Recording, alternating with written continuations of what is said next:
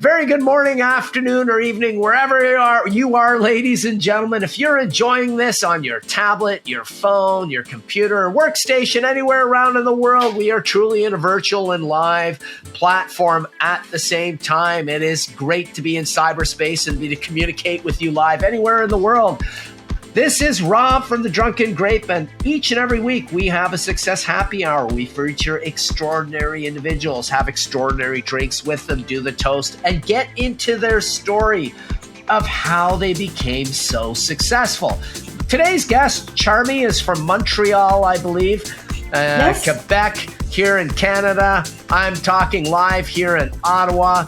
Charmy, originally from the Philippines or of Filipino descent, has done tremendous things in Canada. I believe she has a strong banking ground, some 20 years in banking, but parlayed all of that expertise into the world of real estate. And in uncertain economic times, yes, real estate is overinflated and bloated in Canada right now, but if you're willing to step out of that threshold and look at the international markets, there's some tremendous buying opportunities across the globe. And it's a physical asset. It is a form of real wealth, like owning physical bullion. Charmy, welcome to the show. How are you? It's great to have you here. And I got to thank Francois Lanthier for introducing us. He has brought a bevy of great guests to the show. Welcome. Thank you, Rob. Thank you for having me on your podcast. Yeah, Francois is connected. He definitely is. So talk to us a little bit about how you got started. I mean, it's an interesting journey, especially being a woman of ethnicity in Canada. I mean, I still believe that there's probably some certain inherent barriers in certain segments of society, especially if you get into Quebec and the white parts of French Quebec, that there are challenges in business. There's no doubt about this. But you've done really well in this space. I think Francois mentioned you have scores of properties and have done really, really well. In fact, you probably could retire today if you wanted to. How'd you get started in this journey? What got you to tick? What got you to move in this direction? Yeah, so I would say my journey actually started from a dark place, Rob. A few years ago, my sister was diagnosed with terminal breast cancer at 40. So it was such a shock because she was a very healthy person. Obviously, she didn't make it. I lost my twin sister almost 4 years ago now to that disease. I'm so sorry. Exact. So yeah, I mean, but this obviously drove you, right? Yeah, it took me a while to get over it, because you see that when you see a person you love so much suffer like that, it traumatizes you. It really does. And it's a tough disease, cancer. There's no respite. I saw her from, like losing her hair to being super tired. And I remember, the time she gave her car to my mom because she couldn't drive anymore. She takes away your independence as well. And I remember that day when my brother-in-law called me and he was like, Charmy, you have to go to the hospital. She's not going to make it today. She's not going to make it today. And I remember that long drive, and God bless the doctor that was there, Rob, because he stayed for a few hours, giving us directions because we didn't know what to do. He was saying, like, talk to your sister. She can still hear you. Play music that she loves. She can still hear that. And, she didn't make it. And she passed away very close to my birthday. And I remember, instead of, going to see her celebrating my birthday, I was planning her funeral. And it really, really changed my perspective in life. And for a few years, I was really barely surviving because, I couldn't hear and feel all these things I went through, like watching her go through that. And it also, at some point, I really said, what am I doing with my life? There's this person who suffered so much just to live another day. And I was happy in banking. I was in banking for 20 years. It was, banking is a very good job in Canada as an immigrant. Because, I came here when I was 13 in the middle of winter, Rob, and February, minus like 35. Wow. Must probably I had no boots because obviously. Yeah, that's a shock. Yeah. And we landed in Quebec, which obviously I didn't speak French yet. So it was an interesting journey to say the least. But and I remember like at some point when I was, getting better, I was listening to this woman. She was talking about real estate. She's like, "Oh, I know, I built this real estate empire. I started at this age." And I'm like, that's really interesting because in the beginning of my career at the bank, I was actually doing mortgages. I just never invested myself. I was just dealing with clients. I'm like, you know what? I learned about it. And I really loved learning about it. I took so many courses and then I became part of the community in real estate and I learned all these different things you can do. So from zero real estate in 2 years, I went from 0 to 40 doors. Wow, I would love to learn how to do that because that's sort of in the impetus of where I would like to go in the next few steps. But wow, great. That's awesome. And I can relate because my twin sister died much the same way. Metastasized. She actually beat cancer the first time around, and 18 months later, it came roaring back from stage 2 and 3. She had health problems her whole life. Out of the two of us, she was the one that couldn't lift her arms over her head from 13 on. They didn't know what it was. We thought it was a form of muscular dystrophy. It wasn't. Nobody really knew what caused it, but she suffered. And she suffered with jaw problems because of weak muscles around the neck, had to go through an orthodontist to shift her jaw. Then, of course, she just would be sick pretty regularly. My brother and I were healthy and strong.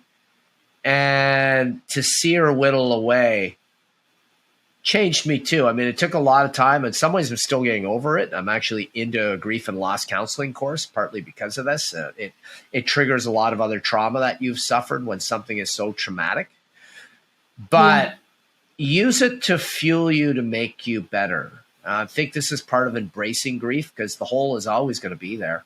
You have to find things that would make them smile upon you, if that makes sense. I know that we've encountered much a similar fate with somebody that went and passed way before their time. My sister was 47 at the time. It was under 2 months from our 49th or 48th birthday, rather, at the time she passed. So kudos to you to step up and out. I'm starting to really gain the strength and vigor now. I thought I had it, but I didn't. It's now the real strength and vigor is coming where, yes, I've built up this business, The Drunken Grape, started with some virtual events. Big shout out to people if they want excellent live tasting parties with engagement on wine and beer and dinner parties. I actually now have an Indigenous component coming along for the Indigenous or Aboriginal dinner party with a master Aboriginal chef or Indigenous chef who's a very good friend of mine. That's so cool. But all these things come when you wake up. The time does not wait. And sadly, most people don't care. I hate to tell this to the viewers, but the only people who really care about you is a handful of people that love you on this earth. That is it. Mm-hmm. So use that model to fuel yourself to know that you can do better and things can be brighter. Because at least we have time still. And in this time and in this world where we may have 20, 30, 40, 50 years, depending on tech and health and how you're doing, why squander it for somebody else? And it takes courage to quit a job that you were in for so long. I'm starting to go through some of that process too and looking at other avenues before I jump out fully, but it's coming. And I think, toast to you and cheers to the happy hour. I actually have a beer from Quebec, Blanche de Chambly. I have something too. Hey, nice. What is that? What do you have there before we get into this? It's Bailey's. Excellent. Awesome. I love it. Splash that. That's just on its own, isn't it? With some ice? Yeah. Fantastic. Love it. Coffee. One of my favorite drinks is Bailey's and coffee. Bless the Irish. It's so good. But you get into Unibrow. This is Blanche de Chambly. This is a brewery out of Chambly, Quebec, which is not too far away, I believe, from Sherbrooke. It's in that hub. But this is a Belgian-style wheat beer. This is anywhere from 25 or 30% to 50% wheat in the grain bill. The rest would be malted barley. You have to have water, hops, and yeast. The Belgians like to add beet sugar or rock candy to fortify it or add other flavors. They add coriander or other adjuncts. They don't listen to purity laws like the Germans. But this is a world-class beer, and this is one of the best breweries on the planet. right near Wow. you. It is now owned by Sapporo Group out of Japan, believe it or not. But cheers to you and a big toast. Belgian wit, Cheers. nice and fruity, effervescent beer. Wonderful notes of clove, banana, bubble gum. This goes really well with salads with things like cranberry, nuts, and goat cheese, drizzled Oh, with a wow. bit of balsamic vinaigrette or whatnot, or some kind of a raspberry type vinaigrette. Awesome. I'd Anyway, have to try it. yes, you do. I This know is a Chamonix very toast. well because my in-laws are from there. Cool. Yeah, go visit the Unibrow Brewery. I mean, it's been around since 1992 or 3, or maybe even earlier than that, but it's been around quite a long time. I mean, they have La Wow. Fin de Mont. They do a lot of Belgian-style beers. So if you break up Canada, this is a little bit of beer fun and facts. We get into this in tastings. You know, you want to look at sensory. You want to see how this tastes. You want the visual of it. With wine, you want to see, smell, sip, see, swirl, smell, sip, savor. With beer, Yeah. you actually want to smell it first because of the sparkling in it. It brings a lot of the flavor notes up the sides of the glass that come out. That's why it's important to drink beer out of a glass. This is the tulip glass of the Prud'homme Certified Beer Sommelier program. I'm actually a certified beer sommelier. It's getting back to that. Geographically speaking, Quebec is all Belgian beer.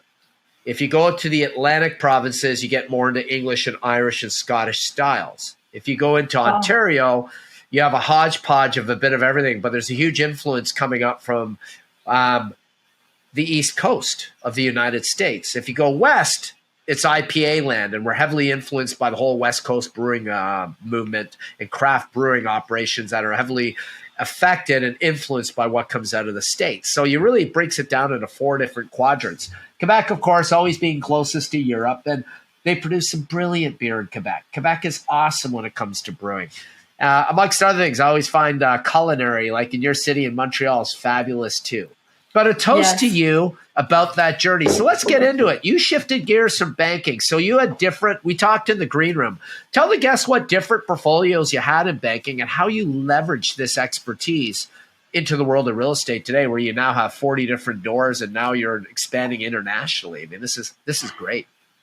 Yeah, honestly, 20 years, I did like, I think 8 different jobs at the bank. I really wanted to learn the banking system, the Canadian banking system. So I was in marketing, HR, I did mortgages, I did financial advisor, I did manager customer service. And at the end of my career, I was in the brokerage side, which is the financial market, stock market. And I think, honestly, when I started investing in real estate, it was good to have both sides of the coin. When I was trying to Yeah. get mortgages from other banks, I'm like, I remember that when I was doing mortgages. Ha. It gives you insights. And also, yeah, and I also had the patience because I know the relationship between mortgage specialists and underwriters and what things you can ask for, what you can negotiate. Because people don't think you can negotiate. You can negotiate with your mortgage specialist.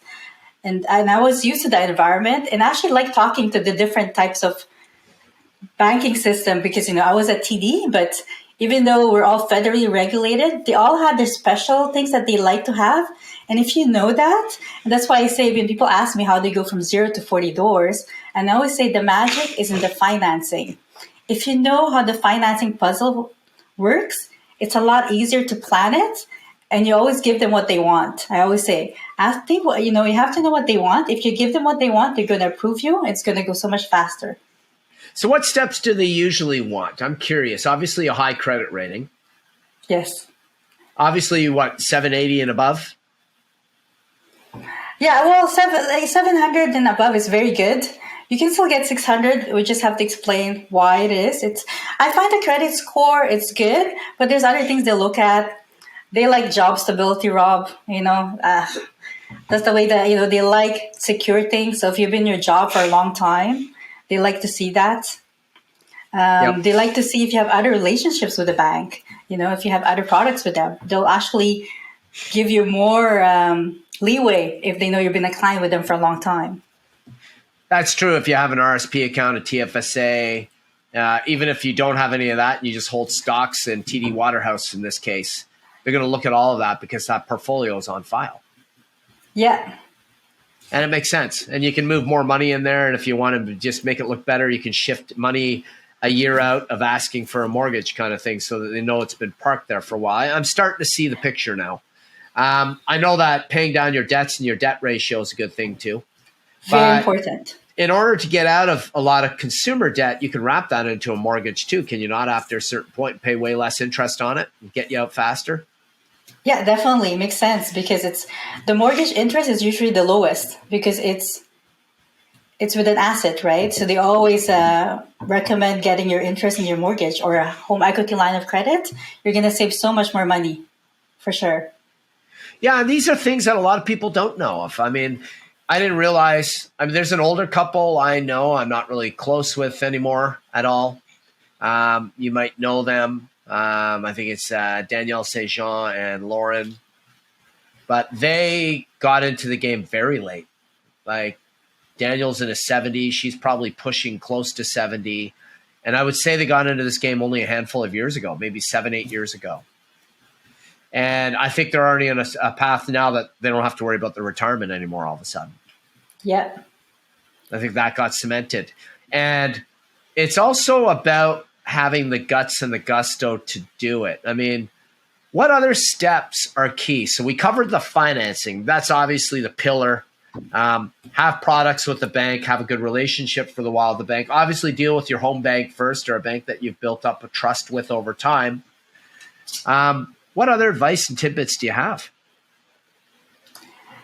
I would say, and this is funny because before I started looking real estate, Rob, I tried to look at different jobs because I didn't want to retire at 65. Look for something that you have an interest in already. So if you're interested in real estate, that's the first step because you're going to need to have that. And I started building my real estate portfolio when it was a crazy market, 2020 and 2021, where the offers were like 30, 40 offers in the same building. Yeah, and people are way overbidding. You need that patience. Yeah. Yeah, absolutely. Any advice on buying? Like, is it good to buy on stress when a divorce is happening between a couple and what they want to, I hate to say it, but for lack of a better word, they want to screw each other on the value of it because one person wants to pay out the other person less who controls the finances. This happens all the time. Or inheritance. You know, somebody inherits a house and you have the asshole brother or sister in the party that wants to sell and squeeze and get their money right away. Often there's always one that's not nearly as well off, but not nearly as patient as the others either. So it forces values down. Would you not say those are good buying opportunities too on good housing? Yeah, definitely. The more you know about the property and the owner. So the insights, right? So you have financing. Yes. We got insights into the ownership. Any other plays? I think like it's always good to have three things people can take away. So we got the financing, understanding the owner, understanding the seller. Yes. And what would be the other one that you would really think of as a basic? I would say build a lot of good relationships with accountants, lawyers, notaries, inspectors, mortgage specialists, all those, because they're going to help you build your business properly. And it's a business. That's the thing people sometimes forget. When you're investing in real estate, physical real estate, it's a real business. You're a business owner. You have to make sure everything works very well.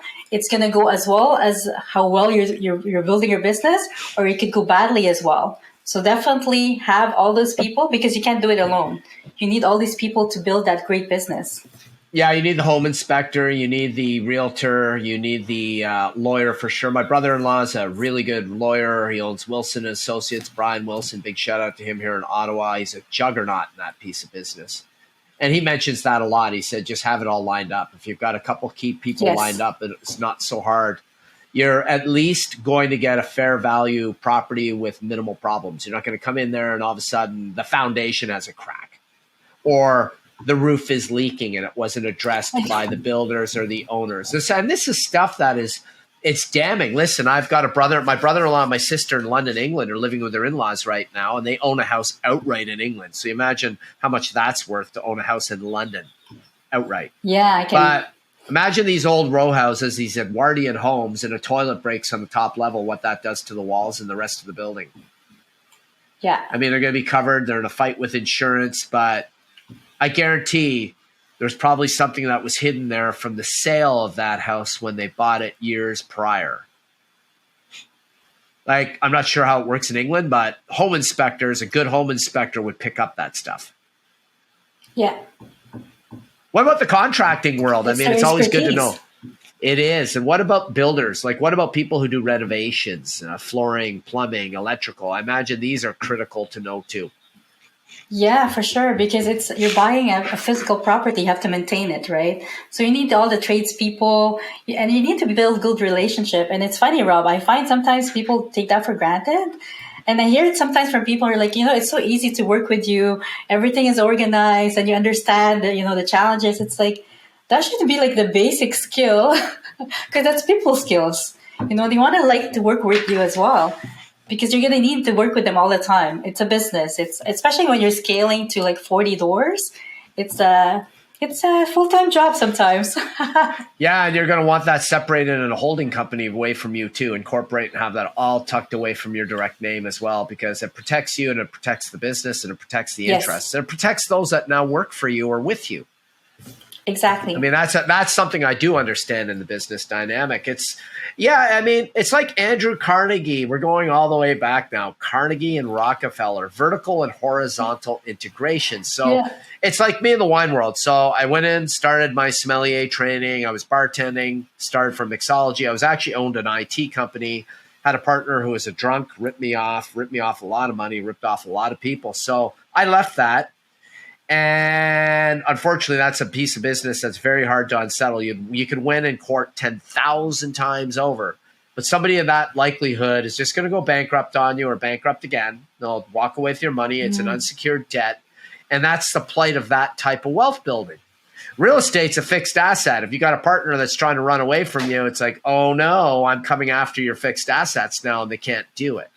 So that's a good hedge of protection for what you're in. But getting back to horizontal vertical integration, basically what you want to do is branch tall and branch wide. You want to branch into everything associated directly in a vertical line, and everything that is associated indirectly or not directly, but has an influence on your business outcomes. And it's like me in the wine world. So I moved into beer. Beer is a branch off wine. One was from bartending to wine to beer, and then you start talking to suppliers, you start talking to winemakers, you start talking to brewers and vintners, and you get to know these people, some people in key government associations that lobby the government and alcohol in the alcoholic beverage space. It's basically you just continually build this network up as you build and grow. You get into working with chefs, you get to work with, that's a key fundamental right there. It's all very important to tie into everyone that's related to what you're doing. Yeah, you have to be part of that community. So, you're right. And again, what bravery to do this. How long has it been since your sister passed? Because obviously this had a profound mark on you moving forward. It's going to be 7 years this year. Yeah. Yeah, and good for you. You realize then that this is not I'm in the same situation a little later in the game, but it's okay. It's very personal. Yeah, it is. And it's one of these things that why spend the rest of your life as an employee if you don't have to? Because I don't want to use a term that it's a form of slavery, but unless you're in some cushy government bureaucratic job, it is a form of slavery in today's age. Yeah. Somebody dangles a carrot around you, and some of the biggest bullying and abuse that still exists is in the workplace. People feel trapped. They feel isolated.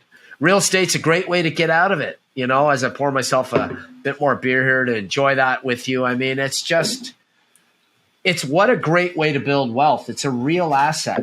It's a pure form of asset. Property, as Mark Twain always said, there's always going to be more people and less property. It's like gold and silver. Gold and silver is real money because there's a finite supply of it. They cannot print this, and they cannot just create it out of thin air like a paper note or a digital currency. I mean, crypto is based upon what technological problems and solution it solves, the solutions it gives. That's where the wealth sits. But it has to have something tangible, and that's its tangible side. Bullion is obvious. I mean, and I think I actually have one in my pocket, you pull out a silver coin, that is real and tangible anywhere you go on the planet. Yeah. It's like housing.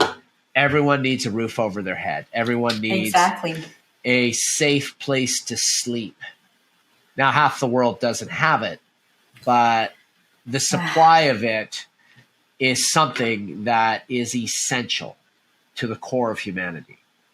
And barring governments outright stealing your property away from you, in which case the country is under a total dictatorship and nobody wants to live there. And you have bigger problems. It's something that, you got bigger problems like saving your life. It is a foundation of wealth.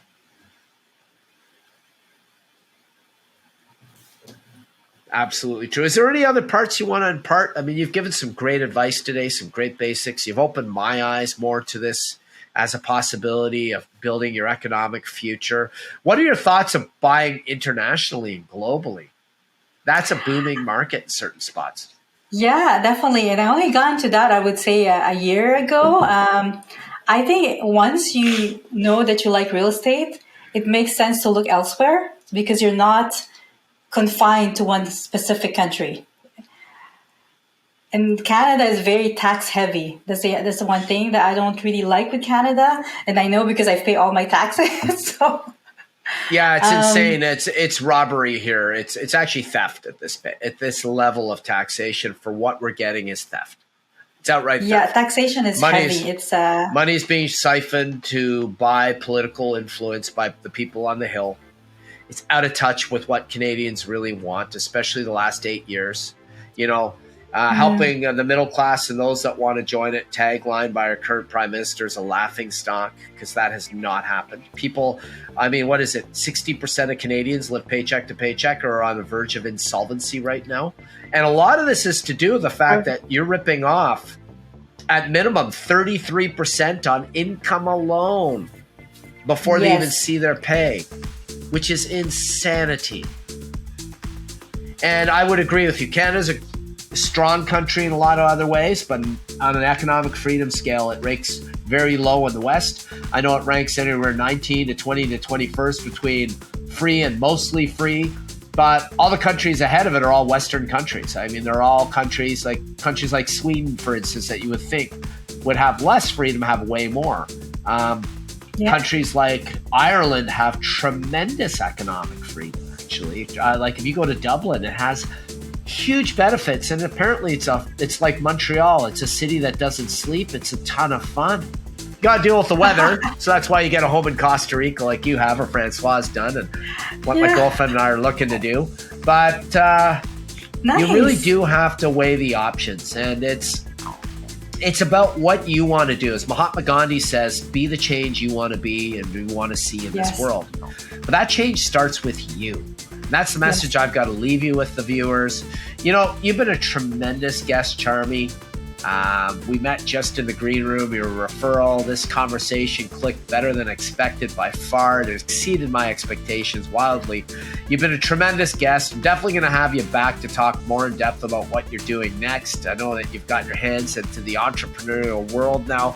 Welcome to my space, in the sense of entrepreneurship. You will find undivided love and freedom on this part of the employment picture. I'm going to have to chat with you on entrepreneurship. I'm going to take away all your information and Yep. How to protect your assets, how to trademark, copyright, incorporating, all that stuff. It's crucial. And listen, you've been a tremendous guest. Much love to you. Ladies and gentlemen, whatever you decide to do, have a terrific day. This is Rob and Charmy from The Drunken Great. Thank you, Rob.